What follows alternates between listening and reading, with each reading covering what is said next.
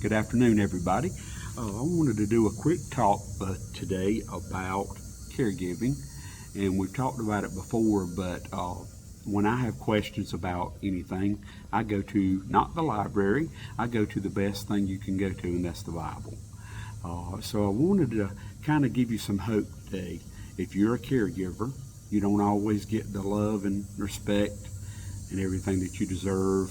Like if you've helped taking care of someone and they've passed away, you might not be mentioned in their obituary as having taken care of that person. You may not be mentioned at the funeral. You may not get any credit at all, but you're laying up treasures in heaven, which is what my sister drives me nuts with all the time. She's always telling me, well, you laying up treasures in heaven? And I'm like, can't a brother get a bone on earth? But I wanted to talk to you today about being a caregiver if you're discouraged, and tell you what the Bible says about this. And I couldn't believe it told as much as it did about being a caregiver. I know when I first became a caregiver, my dad had ALS, so everything for him was physical. We had to move him everywhere he went because none of his limbs worked. So he could say, you know, can you come scratch my nose? Can you turn me on my side? Or could you put another pillow under my head? That was totally different than when my mom got dementia. It was just like raising a child. If you've ever raised a child and they're upset, you have to try to go through a series of things to figure out what's wrong. Are they hungry? Do they need to be changed? Are they in pain? You have to go through a series of things like that. And so that's what, and they can't actually tell you what's happening with them. When I started this thing, Mom I retired from my job in 2017 to be my mom's main caregiver, and I quickly after that started her YouTube channel. It's called by the same thing on the Facebook channel, Care, C-A-R-E, for the caregiver, all in lowercase letters. I'm now trying to put it on my regular Facebook page. I have a group under Facebook. It's on YouTube if you want to see when my mom was alive and you want to actually see her doing the activities. She and I are on there. That's where we started at on YouTube. And I've also branched out to TikTok because I want to reach as many people as I can. The best thing I knew I could do for my mom after she passed away is to pick up the torch of the disease that robbed her of her memories in her brain, and try to find a cure to join in that fight. So I had days, and my favorite saying was, there were some days I felt like a hero, and there were days I felt like a zero. I didn't all have it together. Some days my shirt would be inside out, my pants would be on backwards, my hair would be frazzled when I had any. It was just, you'd have bad days. It's just like with any job. Some things I know about being a caregiver that you don't always, people don't always understand or think about. Your world gets a lot smaller when you're a caregiver, because just think about it. Most people are working during the day and you're taking care of this person all day. You have little to no social interaction because a lot of time the patient can't talk to you, can't talk back with you. So you don't get a lot of back and forth. And that's one of the reasons I created the YouTube channel, is because I wanted to create a safe space that caregivers such as myself could go to and get some social interaction, get some tips if you could use anything that I was showing you, the activities that Mom was doing. I'd sing songs to try to lift people's spirits and things like that. And so I know what it's like on those days when you're by yourself and you feel like crawling up in a ball in the dark in the corner of a room, and you feel like you're totally alone, and nobody cares or knows what you're going through, and you're just trying to keep this person alive. So when I looked at the Bible today, I found so many references. How many, if you're a caregiver today, I want you to know how important you are. I'm going to give you your props today, because you have to be called of God to be a caregiver. And I'm not going to read the scriptures, but I'm going to give you where they're at, where they're found in the Bible, so you can go and read them yourself. But they all talk about one thing, and it's in some form or fashion of being a caregiver, loving one another. I'll start today with one of the best ones. It's the fifth commandment: honor thy father and mother. Now, a lot of people take that as when you're a child, you obey your parents and your days will be longer. But what that is, it extends until the end of their life. So honoring your father and mother not only means when you're a child, it's also at the end of their life when they need your help. You're doing them an honor of helping take care of them and their needs. Ephesians 6, chapter 6, verse 2 and 3 suggests blessings on those that obey God and care for others. There's also, I'll spout off some of them. 1 Timothy chapter 5, verse 8, it talks about, again, being a caregiver. 1 Corinthians chapter 13, verse 4 speaks about the nature of love, and it's long-suffering and it's kindness. And if you're dealing with someone with dementia, it can be long-suffering. It can last a long time, and your heart has to really be in it to do it, and it's so worth it. 1 John chapter 3, verse 17, Philip chapter 2, verse 41, Galatians chapter 6, verse 10, Matthew chapter 5, verses 13 through 16. When I read Matthew chapter 5, verses 13 through 16, a song that I learned as a kid automatically just popped in my mind. This little light of mine, I'm going to let it shine. Hide it under a bushel, no, I'm going to let it shine. And that talks again about being a caregiver. Hebrews chapter 6, verse 10, it talks about any love you show in Jesus' name as being a caregiver. Galatians chapter 6, verse 2, bear one another's burdens. John chapter 13, verses 34 through 35, love one another. Luke 10, verses 30 through 35 is one of my favorite stories in the Bible, and it talks about the Good Samaritan. And what I love about this story is this man was on the side of the road. People were walking by him, kind of like if you see a car crash now, everybody wants to break their neck looking and seeing what's happened, but nobody wants to stop and see if they can help. And in this story, the Good Samaritan tended to the man, put him on his own donkey, and took him to an inn, and told the owner that when he came back through, whatever expenses that was left over from the man recuperating, he would take care of those expenses. So he paid those expenses, and he did what God wants us to do, and that's love others. And he took that man's burden on himself and helped the man when the man needed it the most. He was just laying in a ditch going to die, and this person put this other person's needs above their own, and that's where we get the term the Good Samaritan. So I love that story in the Bible. I got some things when I Googled it from Joni Eareckson Tada and Friends. When I Googled it, you're going to have bad days. Your world gets smaller. You have no social interaction. May not get the credit you deserve. You're focused on that patient, and yourself always comes last. And one of my favorite sayings is, you can't care for anyone unless you care for yourself first. And I can't tell you how many days I was the biggest hypocrite. I was the last person I thought about. My mom was my first and foremost person that I thought about. I'll tell you one of the habits I've got still to this day, and she's been gone for 5 years now. I would take care of her all day. She'd get fed all day, anything she needed all day. And at 10 o'clock at night, when I had some time to myself, I would finally eat for the first time that day. And that has carried on now, and I still don't eat but one time a day, and it's usually about 10 o'clock at night. So you develop habits too.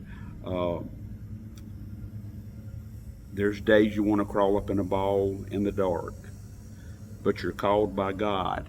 And just the verses that I read off dealing with a caregiver, you have been called by God and mentioned by God in the Bible so many times. So if you're doing this today, you're actually, God called you to do it. And he's talking to you in the Bible in these verses about being a caregiver and loving those more than you love yourself. And I'll tell you, he keeps putting me in situations that I get to be the Good Samaritan too. And I'll tell you about an incident that happened about 2 weeks ago. I was going home, and I fuss at my sister all the time because she's one of those, she's an animal lover, that if she sees a dead animal on the road, she don't want it to get squished. So she'll get out in the middle of the road like something crazy and pull a dead animal out of the road. And I told her one day she's going to get hit by a car, and I'm going to fix her up in her obituary, talking about how stupid she was trying to get an animal that was already dead out of the road. But I was on my way home and had just passed where our newspaper used to be. And about 50 feet in front of me, I saw what looked like a person laying on the side of the road. And there was also a city bus.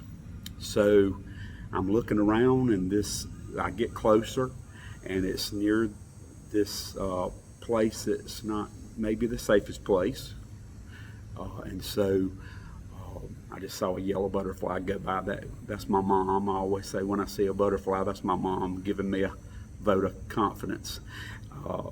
But this lady was laying in the road. I never saw the bus driver. I never saw anyone on that bus get off to see if they could help this lady. She was laying on the side of the road. She and her husband. There were bags of groceries laying all around. No one was offering any help. I saw that she had a rollator, which automatically drew my attention because I'm used to those now. So I knew she had some form of disability. So I'm thinking to myself, really, nobody is coming to these people's rescue? Or are they just, is everybody that callous? There were cars behind the bus stop. No one got out, and this lady was laying in on the side of the road. So I quickly whipped my car into the apartment complex, and I got the lady up. She had multiple sclerosis, and I got her to my car, which many of you know is a big deal because I don't usually even let my family members ride in my Hummer. But I put her in my Hummer, put her rollator, her groceries, and got her husband in the back seat, and I drove into the apartment complex. Now, while I was in the middle of putting her in my Hummer, the bus just drives off. Never once got out of the bus, never said anything. If there were any passengers on the bus, they never got out. They never said anything. If it hadn't been for me, I don't know what would have happened in this situation because no one was offering to help this lady get up out of the road. She would have gotten run over. So I took them to their apartment. The whole time I'm praying, God, please don't let me get shot and killed, because my sisters would never let me hear the end of it. But in my head, what played the whole time is that verse in the Bible that talks about sometimes we entertain angels unaware. Sometimes we entertain angels unaware. That just kept rolling through my head.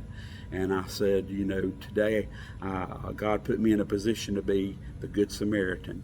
And you can either jump in and do your part for your fellow man and love one another. It doesn't matter what color they are, what religion they are. Nothing like that matters. We all have red blood, and God died for all of us.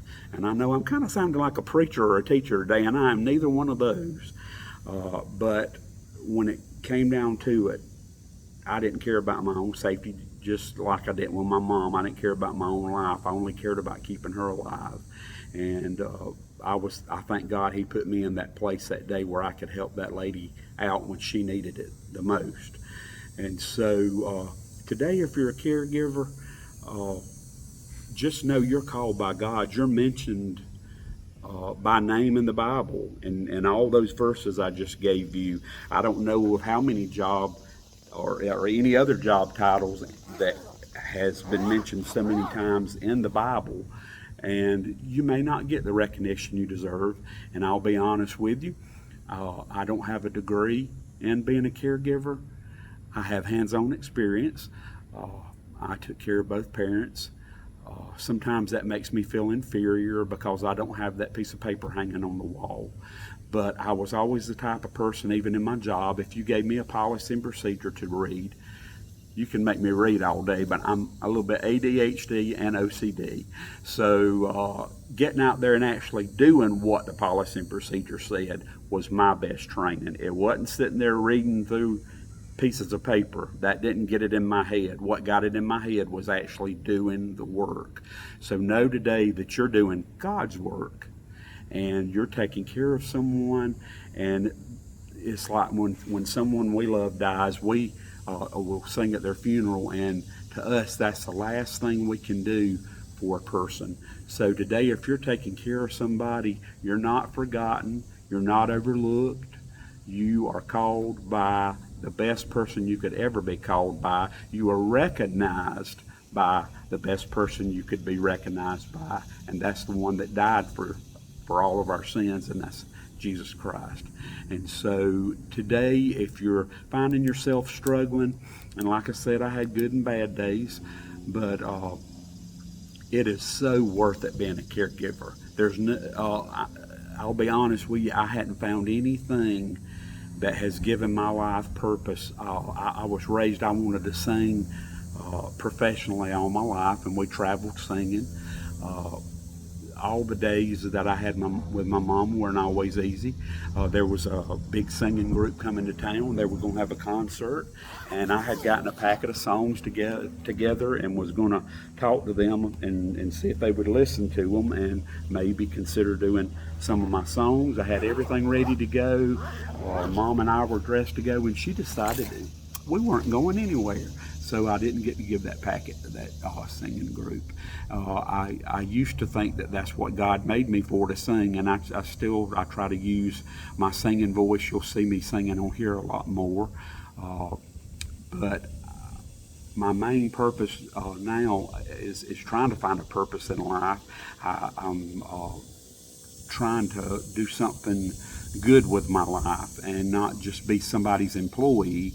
I don't want that to be in my obituary when I die. I want in my obituary to be he helped his fellow man in any capacity he could. And so that's why I joined the Alzheimer's Association, so I could help pick up the fight that my mom fought.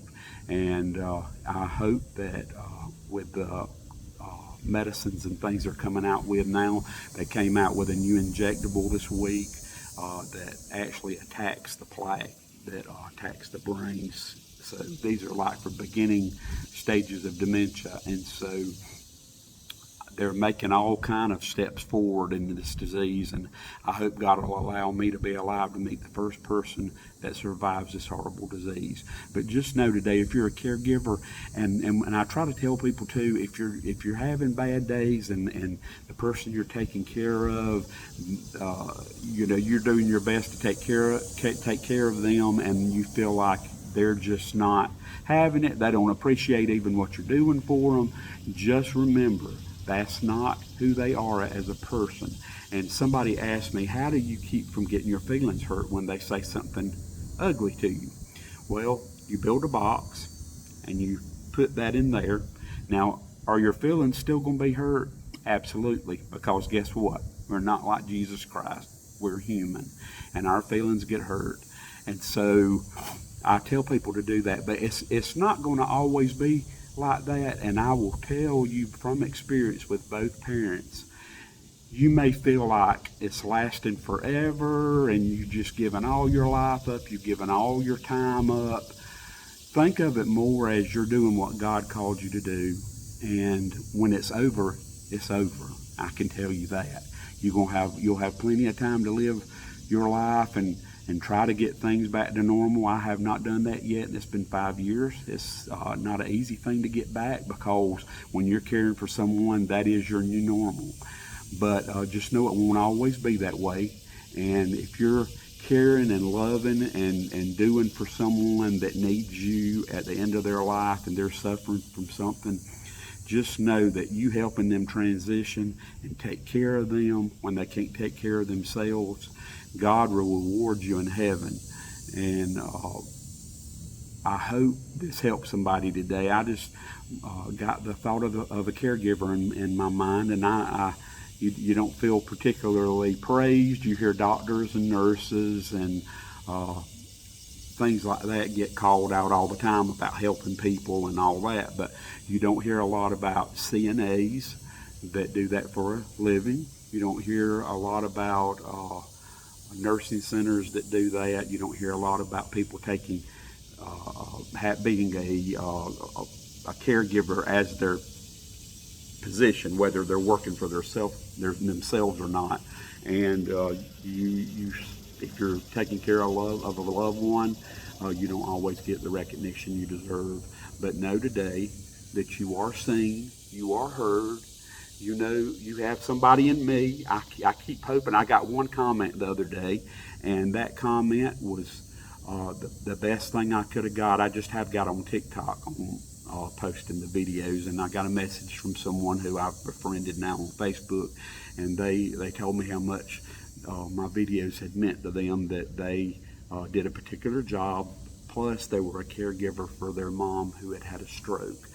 And so I want you to be able to come here and, when you're caring for someone, you can't get on Google and Google everything you're looking for. So I want this to be a place that you can come to where you can feel safe, you can get tips, you feel like you're having lunch or something with your friend in the park. That's where I'm at. I'm at one of our parks in Anderson. And I just want you to feel heard and seen and appreciated. And so if you do that job today, don't take my word for it. Take the Bible's word for it, because you're mentioned so many times in the Bible by God about loving one another and being a caregiver. So if you're doing that today, I applaud you, because it takes a good person that can stay level-headed and keep going on, even when you have to give up time with your family or things you might like to go and do, and you're taking care of this person.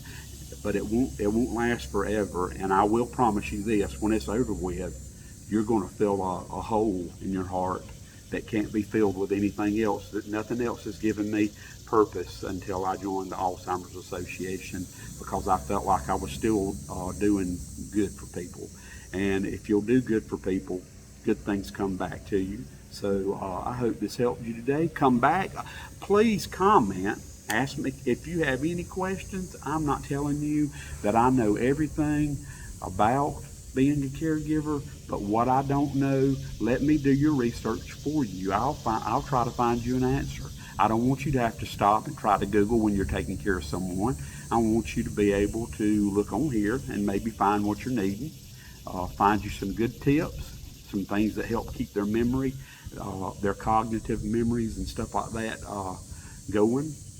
I tried first with my mom's handwriting. She had beautiful handwriting. I even bought the paper that had the lines on it like we used when I was in kindergarten. I do the dots and let her trace them, but her handwriting unfortunately went first. There was very little I could do about that. But her reading, she was a Sunday school teacher for 40-something years, and I bought her a little Precious Moments Bible that had like devotions in it for grandchildren that have 4 or 5 verses. And so I have videos of her reading those 4 or 5 lines. You don't want to give them too big of a stuff to read. You don't want to overwhelm them or cause them to be irritated. But 4 or 5 lines, if they're still in that reading part, you can, keep their reading up by letting them read little bits at a time. I will tell you to do this. Take all the videos and pictures that you want, above and beyond. I try to tell my young great nieces and nephews now when we're bad about taking pictures, because we know from experience we don't have our mom and dad anymore. My sisters and I are the rocks of the family. So I try to explain to the younger ones now, don't act ugly when we want to take a picture. Just stand there, smile, let's take the picture, because one day you're going to look back and you're going to crave a certain person that next year maybe they're not going to be in that picture. They will have gone on their heavenly home. So take all the videos, all the pictures you can, even though it can be long suffering and it can wear on your mind and your emotions and your body. Try to enjoy it. I can't tell you how much fun I have with my mom, and we wouldn't do expensive things. She always loved to window shop, so we'd go window shop. We'd take long drives in the country. Anything to get her out, get her some social interaction. She had it in the middle of COVID, which added an extra layer of stress and anxiety onto Mr. OCD. But with God's help and my former job, I never thought my former job would prepare me to be a caregiver. But that's the best experience that I got, was my job. It helped me learn how to switch when they do, because you have to learn how to regress as they do. So I hope this helps somebody today. Please comment if you're getting anything from these videos. I don't know. I mean, I see where people are watching them, but if you don't comment, I don't want to feel like I'm wasting my time. I want to be able to help someone. So if you're having a problem with your person and you want to ask a question on how to handle something, how to diffuse a situation with them, if you just need somebody to talk to, please message me. I will answer you back. And you can find me now on regular Facebook under Care for the Caregiver. You can find me in a Facebook group under Care, the number 4, the Caregiver, or YouTube if you want to see Mom and I when we first started out. We were doing these activities. I wasn't just telling you about them then like I am now. We actually are doing the activities on the videos. Or you can go to TikTok. I'm trying to make myself available to the world, because that's what I want to do. I want to help the world. That's what God put us here to do, to help each other. And if you don't believe that, try reading these scriptures that I gave you today on the Bible. It tasks us with loving our neighbor and taking care of one another, even till the end. So I hope everybody has a good day, and I will talk to you later. Bye.